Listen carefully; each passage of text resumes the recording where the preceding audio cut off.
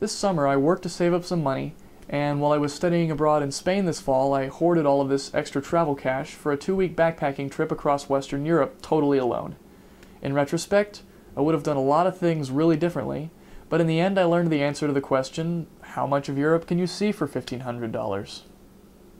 For 14 days, with nothing more than what I could carry on my back, I made a loop that started and ended in Madrid, Spain, and also included the Netherlands, Switzerland, Germany, and France. To save money on train fare and make the trip more flexible, I bought a Eurail pass for €235 or $350. The pass allows for unlimited train travel between 4 specific countries during 5 different days. This is kind of nice because travelers can just jump on any train to wherever whenever they feel like it without getting in any lines. And it had to have saved me hundreds, if not over $1,000 on individual train tickets. Also, to cover so much ground on such a tight budget, it helps a lot to know a few people you can stay with on the way. In my case, I was lucky enough to have places to sleep and eat for free in Geneva and San Sebastian. It saved me 5 nights lodging at about €100 on food. I spent 9 of my 14 nights in hostels, and after careful online shopping I managed to book them at an average of about €20 per night, for a total of €195 or $293. Food in most places costs between €5 and €15 per meal, so at 3 meals a day the cost for 2 weeks will be around $450 American. This is also considering the charity of my host families, a few missed breakfasts due to sleeping until noon, but also a very few necessary fancy splurges. That said, the best place I found to throw around money on food had to be Amsterdam.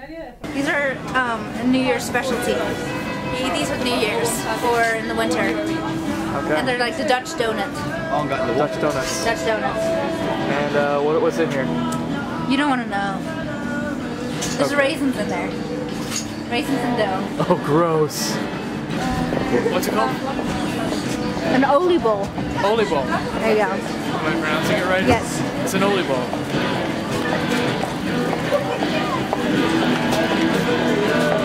Really good. This is a traditional Dutch meatball on a traditional soft bun with mustard. Okay. And how do you pronounce this again? Een pannenkoek met spek en ei, of spek en kaas. Pannenkoek and spek en kaas. Good. But really it's a pancake. Looks just like a pizza though. It does look like pizza.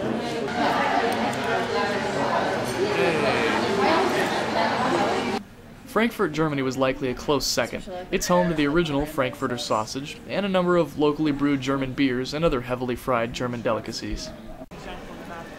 My EasyJet flight from Madrid to Amsterdam was only about €40, and from the airport to Amsterdam Central was a half-hour train ride for about €10. Then came the first stupid mistake of my trip.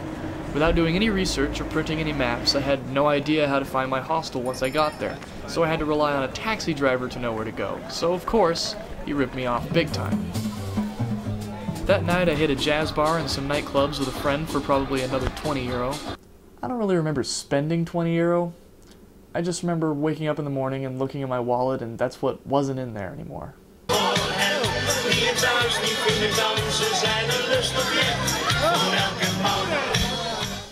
Amsterdam is notoriously pricey, but like any cool touristy European city, the best way to make the most of your time without spending too much is to buy some nice hiking shoes and just go on a super epic walk.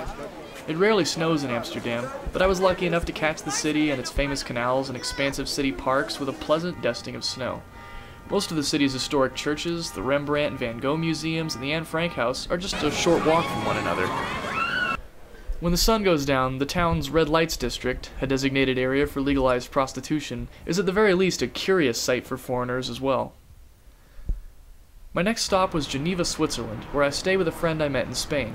Because I was staying with a friend when I was in Switzerland, I didn't really realize how expensive that country actually is until we went out to a local bar, and they had draft beers for between 8 and 14 Swiss francs a beer, which is like the same in US dollars, so needless to say, Switzerland was a sober kind of fun.